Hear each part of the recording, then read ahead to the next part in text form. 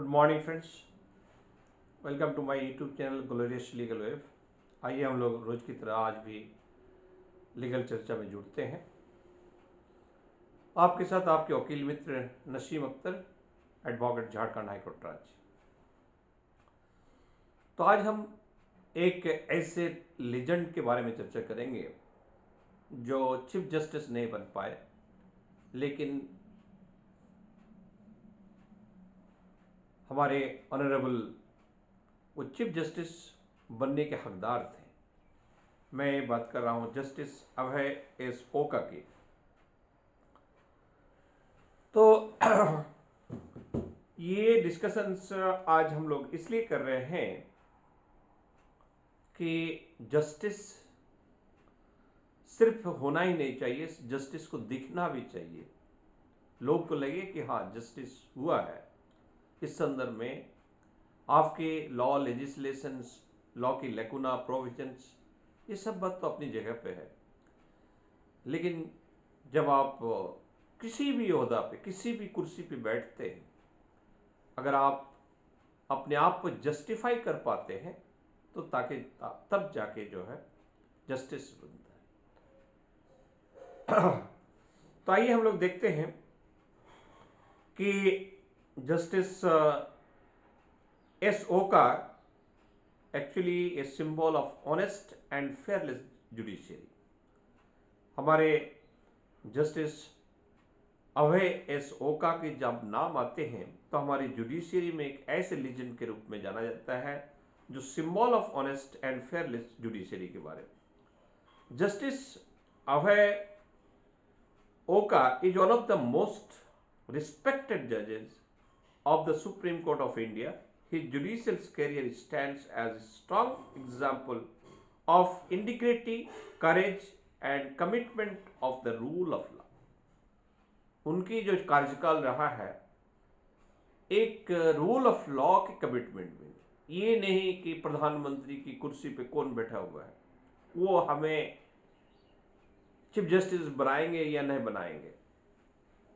उनको जो क्या कहते हैं, उनके जो केस इन हैंड उनके सामने जो है, उनकी जो एविडेंसेस है, उनकी जो डॉक्यूमेंटेशन है, उनकी जो फैक्ट है, उनकी जो लॉ लेजिस्लेशन की जो प्रोविजन है, उनके तहत उन्हें जो जजमेंट देना चाहिए था, ठीक उसी तरह जजमेंट दिया। ये क्वाइट नेचुरल है कि कोई भी जजेस जब अपना जजमेंट डिलीवर करते हैं तो डेफिनेटली एक पक्ष विनर होंगे, दूसरे पक्ष जो है लूजर होंगे। तो जो लूजर होंगे वो अनॉयड होंगे। It doesn't matter, matter is that आपके रूल ऑफ लॉ के हिसाब से। तो justice Oka is one of the most respected जजेस of the Supreme Court of India. His judicial career stands as a strong example of the integrity, courage and commitment of the rule of law. अब justice ओका के संदर्भ में जब हम लोग discuss करते हैं तो he was born in 25 May 1960 and began his legal career as an advocate in Maharashtra. Later he was appointed as a judge of Bombay High Court. अभी मुंबई हो गया, लेकिन आज भी हमारे हाई कोर्ट का नाम बॉम्बे हाई कोर्ट ही है। तो Bombay High Court and eventually become a chief justice of the Kerala High Court. Due to this outstanding judicial work he was elevated to the Supreme Court of India 2021. और इसके कार्य की शैली, इनकी ऑनेस्टी, इंटीग्रिटी सॉरी इस सब को देखते हुए ओका साहब को एलिवेट किया गया 2021 में सुप्रीम कोर्ट के जज के रूप में. Honesty in judicial work. Justice Oka is widely known for his honesty and transparency. His judgments are based strictly on law and constitutional principles, free from external influences of bias. आजकल काफी चर्चा में है एक्सटर्नल इन्फ्लुएंस एंड बायस। आप देखे होंगे अभी अभी फिलहाल जो है अरविंद केजरीवाल ने अपने एक रिक्यूजल पिटिशन फाइल किए थे। उन्होंने जो प्ली लिए, बाद में एक उन्होंने एफिडेविट फाइल किया कि जस्टिस के लड़का लड़की जो है हमारे उसी माने सरकारी पैनल में है। सरकारी पैनल में जो उनके इम्पैनल की जो डेट है दोनों का एक ही है। वो मेहता साहब के अंडर में जो है काम करते हैं गवर्नमेंट के अंदर, और मेहता साहब उनके केस में जो है अपोज कर रहे हैं, सीबीआई की तरफ से है। तो ऐसे सिचुएशंस में जब जिसको एक फिनेंशियल लिंकेज हो, फिनेंशियल असिस्टेंस हो, एक क्या कहते हैं किसी न किसी तरह से जो है उनको बेनिफिट मिलता हो, तो ऐसे सिचुएशंस में एक पर्टिकुलर किसी जज से जो है न्याय मिलना एक संदेह पैदा होता है कि हमारे फेवर में ये नहीं दे पाएंगे, ये नहीं दे पाएंगे। तो बायस की बात हो रहा है कि भाई आप जजेस हैं, डेफिनेटली जजमेंट आर्ट दीजिए, लेकिन ये जो है बायस नहीं होना चाहिए, किसी पक्षपात नहीं होना चाहिए। तो फ्री फ्रॉम एक्सटर्नल इन्फ्लुएंस और bias, focused on protecting fundamental rights and Okasabs, he believes that justice must not only be done but must also be seen to be done. हम अपने पहले डिस्कशन के पहले में ही कहा था ये सेंटेंस कि जस्टिस सिर्फ होना ही नहीं चाहिए, जस्टिस देखना भी चाहिए। One of the most remarkable qualities of the justice okay is fearless attitude. वो डरते नहीं थे, वो फेयरलेस एटीट्यूड थे। He has delivered judgment against powerful authorities when required, questions arbitrary actions of the governments, offered the right of common citizens without hesitations. His decisions shows that the judiciary must act independently even under the pressure.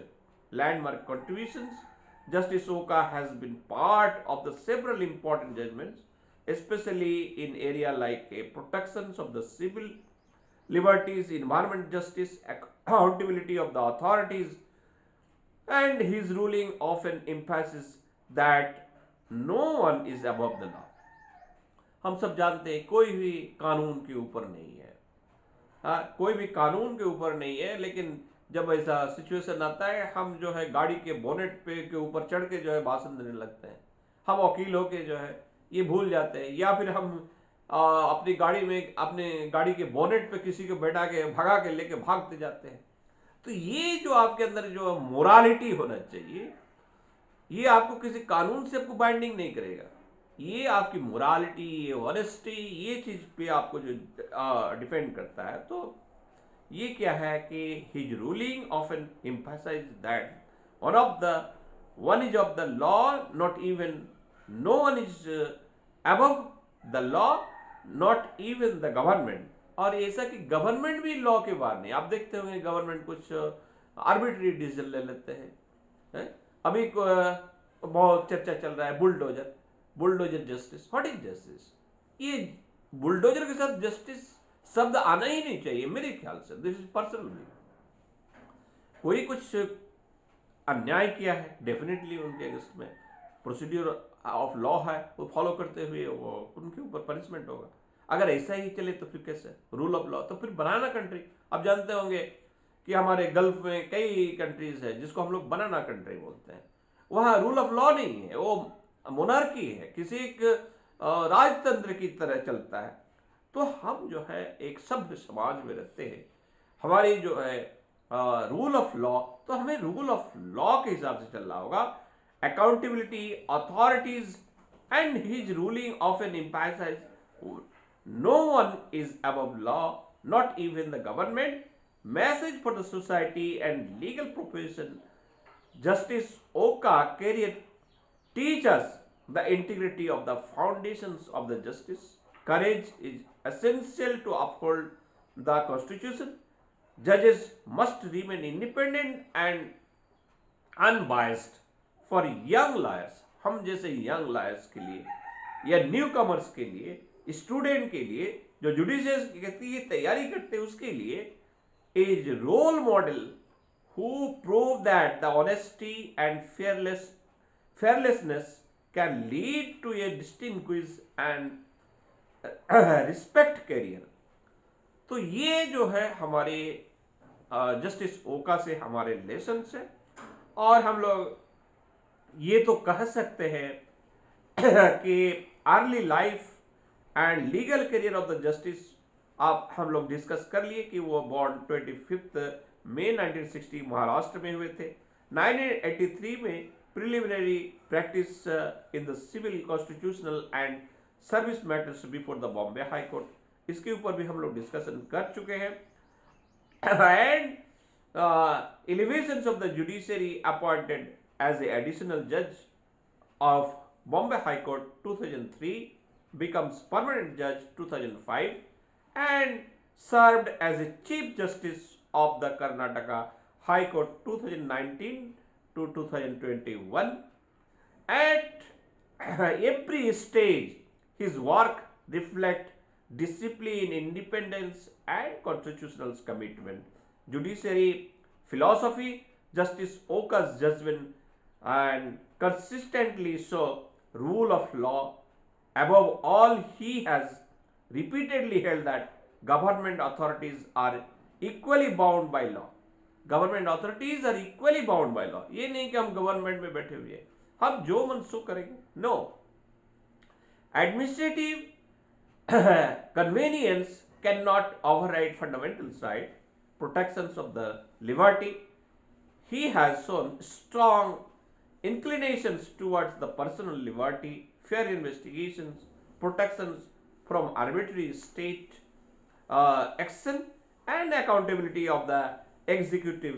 He is known as questioning illegal documentations, illegal demolitions, abuse of the police powers, arbitrary state policies, and उनकी जो landmark judgment, bulldozer demolitions and due process. Justice Oka strongly criticized arbitrary demolitions carried out by authorities without following due process.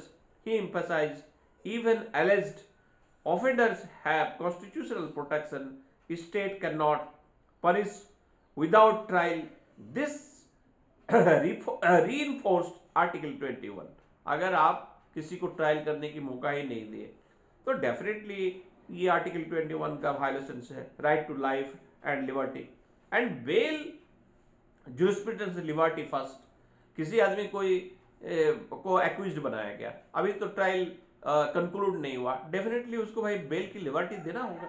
Bell दीजिए, trial conclude कराइए, वो वाकई ही criminal माने क्या कहते convict हो गया, सजा हो गया उनका, आपको लगा कि हाँ ये दोषी है, सिद्ध हो गया, दोष सिद्ध हो गया, तो उसको जो है कन्विक्शन आपका जो पनिशमेंट है as per the law punishment दीजिए। और bail jurisprudence liberty first and multiples bail matters. Justice Oka reiterated, वो बार बार इसको रिटेरेट कर रहे हैं। आप लोग जो बेल की जो एक प्रिंसिपल्स है, एक हमारे डॉक्ट्रिन है, वो है bail is rule, jail is exception. लेकिन आज तो किसी एक्ट में आप जैसे क्या कहते हैं आपका ईडी के केसेस में और भी इसी तरह नेशनल इन्वेस्टिगेशन एजेंसीज की जो मैटर है, इस सब में क्या हो गया, अब जो है jail is rule and bail is exception. बिल्कुल उलट हो रहा है। 4 साल 3 साल बाद में जो है उसको जो है आपको डिस्चार्ज कर दिया जाता है, उसका केस बनता ही नहीं है। तो these are the matter. And now long incarcerations without the trials violates the fundamental right. अब किसी को जेल के अंदर रख दिए, उसका ट्रायल ही कंक्लूड नहीं कर रहे, तो ये क्या है, long incarcerations without the trial violates the fundamental rights.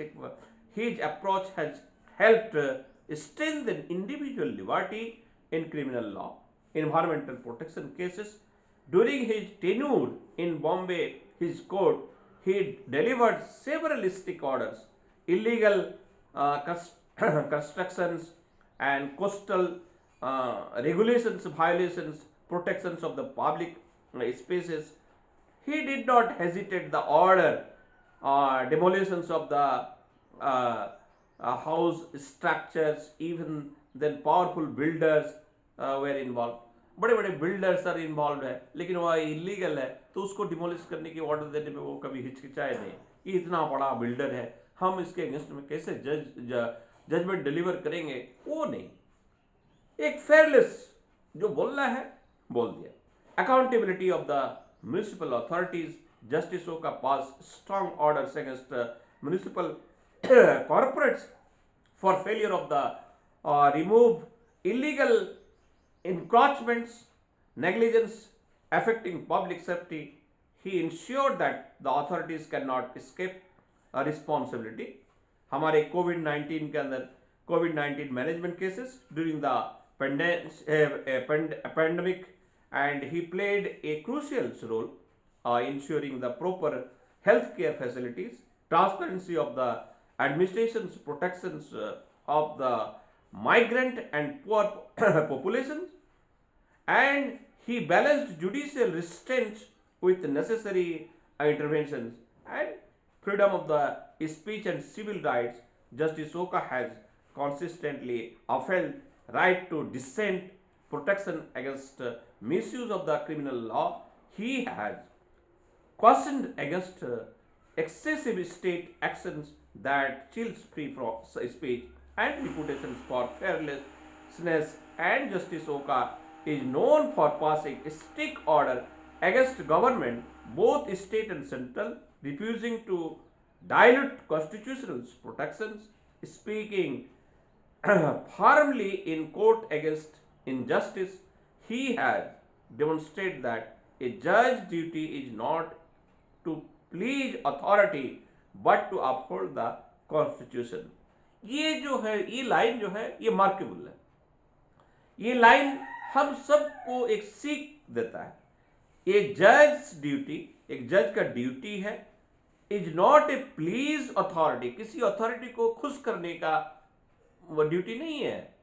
ये जजेस duty is not a please authority, not A judge's duty is not to please authority but to uphold the constitution. Constitution को पकड़ के रखना, कॉन्स्टिट्यूशन की value को पकड़ के रखना, उसकी मॉरल को पकड़ के रखना, वो जो कॉन्स्टिट्यूशन को प्रोटेक्शन देने के लिए आपको जो है, आपकी जजमेंट जो है आपको स्कैलेट होना चाहिए, उसी के तरफ जो है बढ़ना चाहिए। And work ethic and code conduct known for the punctuality and discipline, encourage precise legal argument, focus on substance rather than the technicalities. Lawyers often not that appearing before or him requires preparation and clarity, honesty. और जब किसी जज इतनी honest हो, अपने punctuality हो, पाबंद हो, डिसिप्लिन हो, तो डेफिनेटली ऐसे कोर्ट में जाने के पहले एडवोकेट लोग सोचते हैं, वो अपनी तैयारी करके आते हैं, तैयार करके जाना पड़ता है ब्रीफ के लिए। और legacy and influences, Justice Oka's career highlights integrity as the background of the judiciary, courage in decisions making, protections of common citizens against state excess. He represents a judiciary that is independent, accountable, constitution driven, and lastly हम लोग कह सकते हैं कि the journey of judiciary, Mr. Justice Abhay S. Oka is a powerful reminder that honest judge strengthen democracy, fearless judgment build public trust, rule of law must prevail over power, and this is the fantastic, this is the moral, and this is the lessons for every practicing advocate as well as the student of the judiciary. तो friends, आज तक हमारा ये lecture जो honesty specially जो है fearlessness और हमारे उनकी जो जजमेंट डिलीवर करने की जो एक क्या कहते हैं, उनकी जो एक अलग ही अंदाज था, इसको हम लोग आज डिस्कस किए। होप सो कि आपको ऑनरेबल मिस्टर जस्टिस एस ओका के बारे में काफ़ी कुछ जानकारी मिला होगा। आपको अगर वीडियो इंफॉर्मेटिव लगा हो, आपकी यूजफुल लगा हो, तो आप इसको स्वयं देखें। आप अगर ये वीडियो किसी दूसरे के लिए यूजफुल हो तो आप इसको आगे बढ़ाएं, फॉरवर्ड करें, हमारे यूट्यूब चैनल को सब्सक्राइब करें। फिर मिलेंगे अगला वीडियो, तब तक के लिए जय हिंद।